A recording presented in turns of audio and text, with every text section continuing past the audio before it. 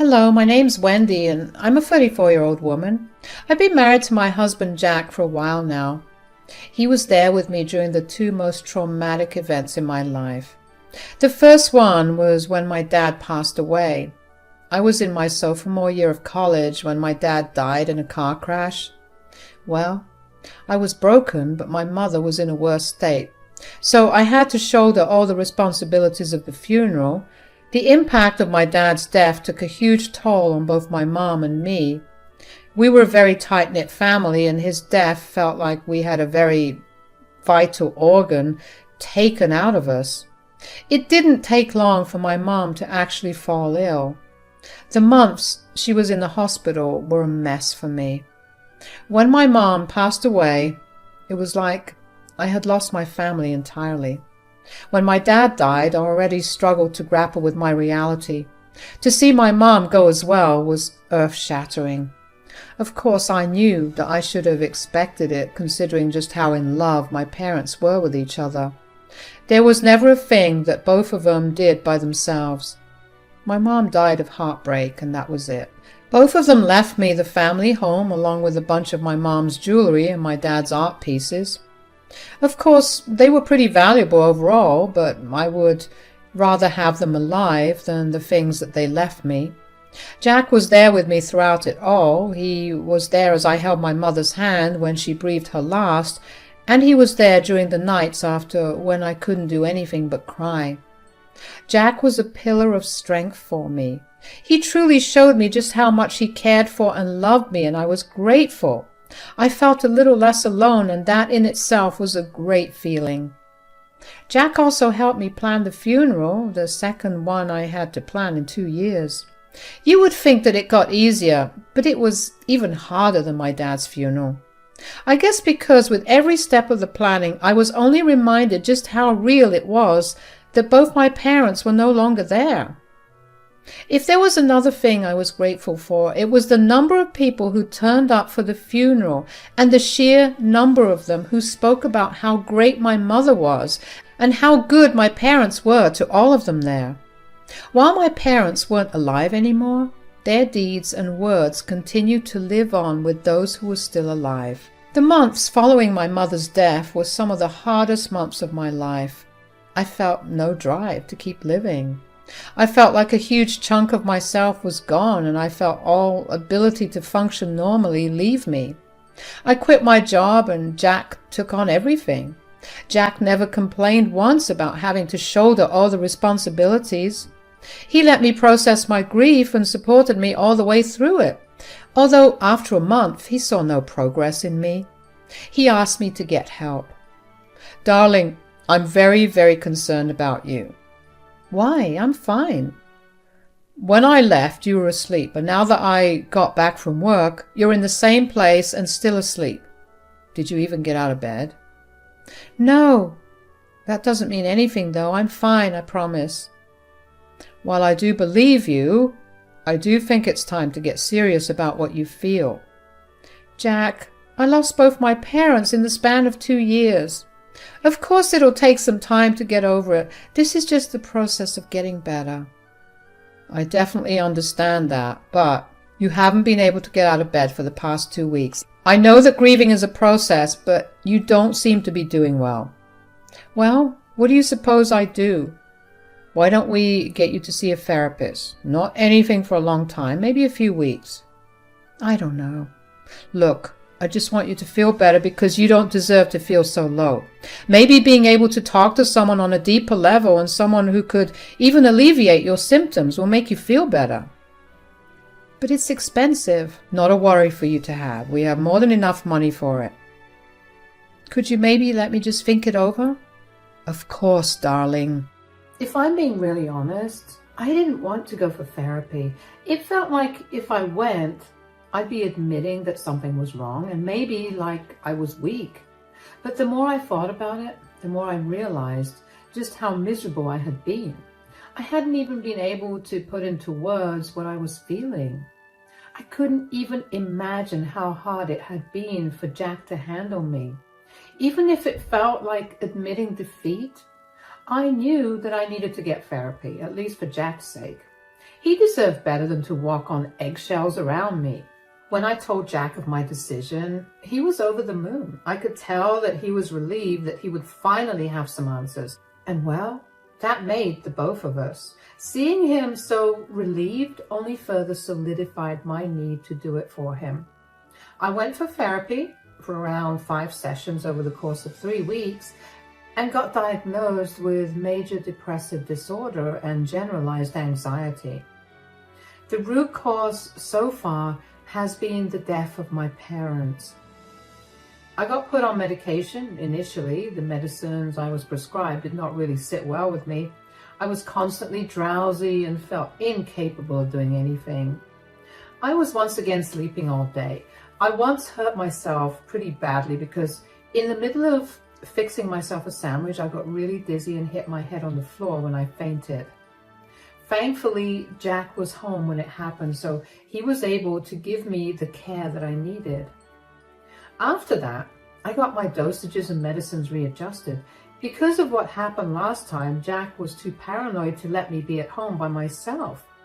Jack had to go on a business trip to another state. He had cameras installed in the house so he could monitor me, but that wasn't enough of a consolation. He claimed that he would be busy most days with work and may not be able to watch me at all times, so he asked me if he could invite his mother to stay with me. I'm worried about leaving you home alone for this week. It'll be fine. I got everything readjusted and I should be fine. You still don't know if they work well for you. I took them today and I feel fine. It was only one day. You don't know how they'll work over a period of time. The day you fell, it was only by chance that I was at home. If that happens again, no one will be here to help you out. Jack, look, I know that you and my mom don't get along well, but I invited her to stay with you until I come back. Why would you do that?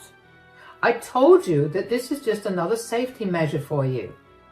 I know that you're scared, but you know that your mother hates me, right?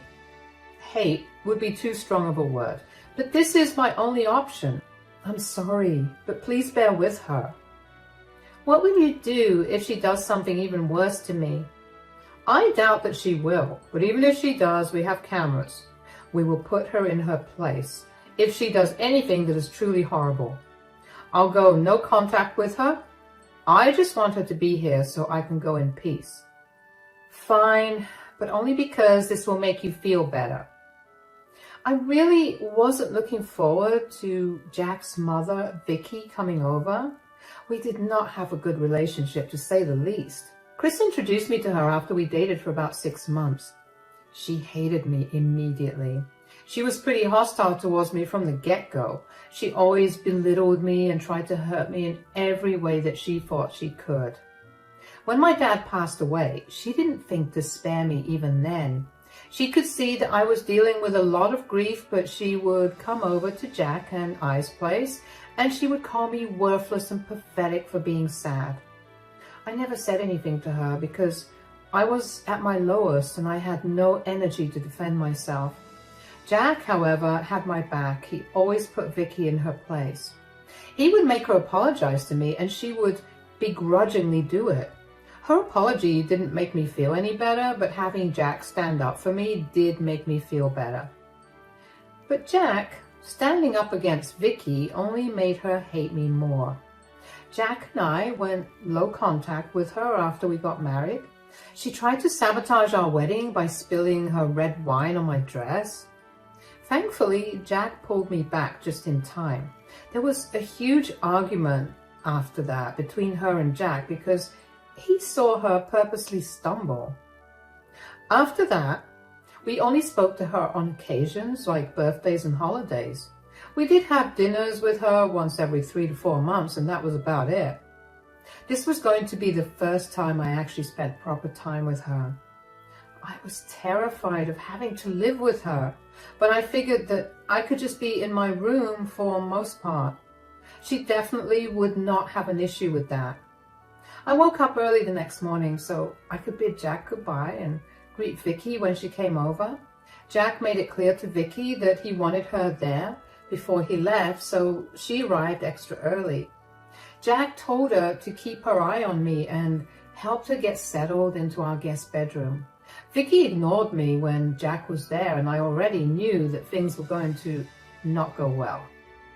After Jack left, it didn't even take 5 minutes after Jack pulled out of the driveway for Vicky to come into my room and start interrogating me. "So what's your pathetic excuse this time? Can't stay away from hubby for too long?" "I'm really in no mood to deal with you right now, Vicky. Could you please leave me alone?" "You heard your husband. He told me to keep an eye on you." "Yeah, I think he meant for you to check in on me periodically and not actually intrude on my privacy." "I'll leave you alone when you confess what exactly you did for Jack to ask me to stay with you." "I got hurt because I was loopy thanks to my meds, and he was worried that it would happen again when he was away." "I got hurt because I was loopy thanks to my meds, and he was worried that it would happen again when he was away." There, that's it. Now can you leave me alone? "Meds? What kind of meds?" "Antidepressants. But does that really matter?" "Oh, wow. So you're an actual loser, huh?" "Can you stop with the insults? I'm going through enough and I don't need you to make things worse for me." "Oh, get over it. Your dad died like 2 years ago." "Well, my mom also died only months ago. I'm still reeling from the grief and I'm trying to get better. Can you cut me some slack?" "Oh, your mom died too." "Yes, Vicky, my mom's dead too. I don't want to hear any more insensitivity from you. Get out or I will call Jack." "So, is that why guys moved into their house?" "I'm surprised it took you so long to figure things out." "I just thought that you put your mother in an old age home. Anyways, what else did you get from them?" "You know, in their will." "That's very inappropriate to ask. Leave my room now or I will call Jack." "All right, whatever. I'll leave you alone." I tried my best to not show her how angry she made me feel with her insensitivity.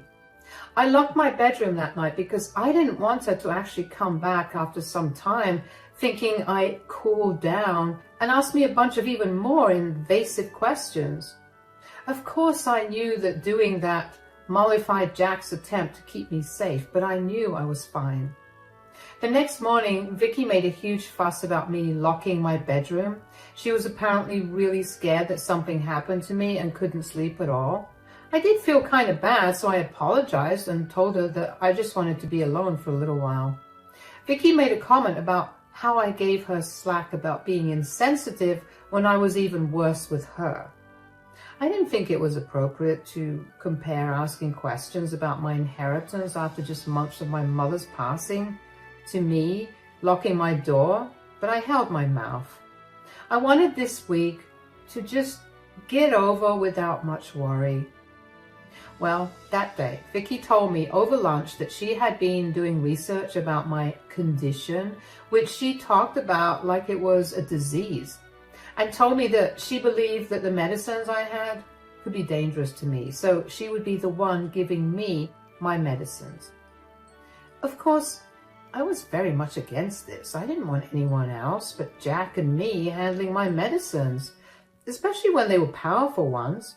I refused and she began screaming at me for being a pain. She called me a wonderful amount of insults and then decided to take it to Jack. I had spoken to him the night before and I knew just how exhausted he was from work. I didn't want to bother him with petty issues like this, so I caved and told her she could handle my medicines. The look of victory in Vicky's eyes scared me. But I consoled myself by reminding myself that it was only a matter of 5 more days. Well, that night after dinner, I suddenly felt really groggy. This was right after I took the pill that Vicky gave me. At that time, I didn't suspect any foul play on her end because why would I? Anyway, I told Vicky about how groggy I had been feeling and she gently guided me back to my room. As soon as my head hit the pillow, I fell asleep. Same thing happened the next day, and I decided to bring it up with Vicky the morning after. Vicky, I think the dosages of my meds are off again. Huh? What do you mean? Well, they make me feel really groggy and drowsy. I've been waking up these mornings without even remembering when I fell asleep. Drowsiness is one of the symptoms of these medications, nothing that I would be too worried about. Okay, but last time when the dosages were off, I immediately went off them. I waited to get them prescribed to me again before I got started on them again. I should probably do the same thing again. Absolutely not. Why? Because I said so. Why does that matter? I don't want to toy with my body like this. Listen, you better think of Jack and how he has left everything in my care. The poor boy had been so stressed about you not calling, and I had to assure him that everything was fine. You feeling drowsy is just a confirmation that these medicines are working on you. Now, go up to your room. I'll not talk about this anymore. I may have been depressed, but I definitely wasn't stupid. Vicky's answers made no sense, and I knew that something fishy was happening. Vicky had been unusually jumpy. She did her best to stay away from the conversation. I tried to get her to talk about it again, but she dismissed me and told me that she had laundry to do. I tried to let go of my gut feeling, but my mind couldn't help but replay the panicked expression on her face. That's when I remembered the cameras that Jack had planted all across the house, excluding the guest room, for obvious reasons. I had access to the footage because I knew all of Jack's passwords. I decided to look at the footage from the time that I began to feel groggy. I watched Vicky hug me upstairs and flop me onto the bed. First night I watched as she rummaged through the bedroom for something. Finally, she reached into the section of my closet that held all of Jack's and I's documents. That was where she saw what she was looking for. I immediately went to my closet and looked into my documents. There was only one document that was out of place. The will that belonged to my parents. So that's what she wanted to know. But I only felt worse after I found what she was after. So I went back to watching the tapes. However, she never looked through my room ever again. I don't know why, but I had a nagging voice in my brain telling me to check the camera in what used to be my dad's office. I watched the footage with my heart pounding. I watched Vicky click pictures of certain art pieces and certain jewelry pieces, and over the next few days, she transported them out of the room. I switched over to the living room where I saw a few people come on and hand her money in exchange for the items. She was selling my inheritance. The one connection I had to my parents. I never felt anger like that kind I felt at that moment. I wanted to confront her then and there, but I knew that I needed to play smart. First, I had to find out what she had been using to make me so drowsy. I reviewed the footage of the kitchen where our medicine cabinet was. I saw her reach to grab a bottle that didn't look familiar. I went down to the kitchen when I knew that Vicky was taking her afternoon nap. One look in the cabinet and I realized what she had been feeding me. Sleeping pills. Really strong ones, that too. I took a picture of it and decided to call Jack when I got back to the room. Oh, finally. Hi, honey. How's it going? Horrible. I have something big to show you. What is it? So you know how I haven't called you these past 2 nights? Yeah, I got really worried. Well, every day after dinner, I would get really drowsy. Vicky had taken over giving me my meds because she decided they were too dangerous in my hands. What the hell? So I accessed the security cameras all around the house and look at what I found. Oh, what? Jack, the reason I've been feeling so drowsy after my dinner is because Vicky has been drugging me with strong sleeping pills, and she's been selling my inheritance while I was passed out. Okay, look, I'm so sorry that I left you in her hands. I cannot even begin to apologize for it. I should have listened to you, but I want you to keep yourself safe. Fake taking the pill tonight. I'll be home tomorrow. You know what? I'm going to go down to the police station and file a report against her for theft. And on top of that, I want revenge. Whatever you want, darling. I'll be on your side. All right, I'll tell her that you told me you're coming back earlier and I feel better, so I want to meet with the rest of the family so we can spend some quality time. When everyone's gathered, I'll play this video. I actually can't wait to see how this will play out. While Vicky was still asleep, I went out to the police station and reported her crime. I provided them with all the evidence and statements that they needed. They were quick to act, but I asked them to just give me a day to get her back. They told me that they would be there the next afternoon. When I returned back home, Vicky was panicking about where I was, but I told her I went out on a drive because I wanted to feel some wind on my face. Vicky seemed really upset that Jack was coming back, but she tried her best to pretend like she wasn't upset. That night, I faked taking the pill and faked being drowsy. I didn't want her to steal any more from me, so I made sure to lock my dad's office. That night, while I was asleep, I watched as she almost ransacked my room to find the key to the office. She would never find it because the key was around my neck and deep inside my shirt. The next day, every one of Jack's close family members was at my house. They shared their condolences to me, and the entire time Vicky kept rolling her eyes. When Jack came back, everyone surprised him and he played his part well. After an hour of just enjoying each other's company, I got up and told everyone that I had something to share with them. I played the video on the TV, I explained to them what they were seeing, and everyone looked at Vicky with shock. Vicky tried to defend herself, but Jack had none of it. He told her that he never wanted to have anything to do with her anymore. Vicky tried to cry and get everyone's sympathy, but everyone just looked disgusted with her. She then tried to turn the tables on me and tried to tell everyone that I was manipulating them and I faked evidence. But all I had to do was pull out the bottle of sleeping tablets and she shut her mouth. Right around then, we heard police sirens.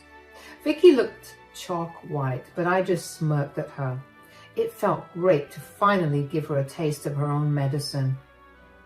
In the weeks that followed, Vicky was charged with petty theft and was asked to pay me a fine of $1,000, along with a reimbursement of all my lost goods. Jack and I have been going strong. Strangely enough, this incident showed me just how resilient I am, and I felt better about myself. Things have been looking up so far, and it's even better knowing that I'm able to stand up for myself.